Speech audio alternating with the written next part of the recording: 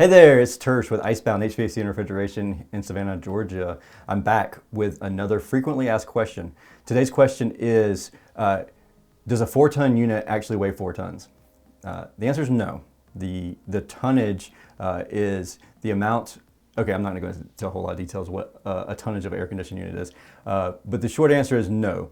The weight of the unit is not directly related to the tonnage of air, the description. So a 4-ton system does not weigh 4 tons.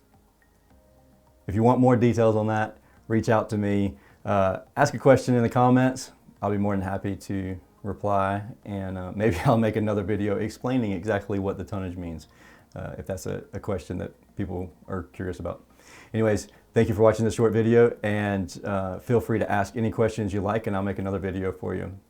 Again, this is Tersh with Icebound HVAC and Refrigeration here in Savannah, Georgia. If you got value out of this video, click the like and subscribe button, and click that bell icon so that you get notifications every time we upload a video. Have a wonderful day.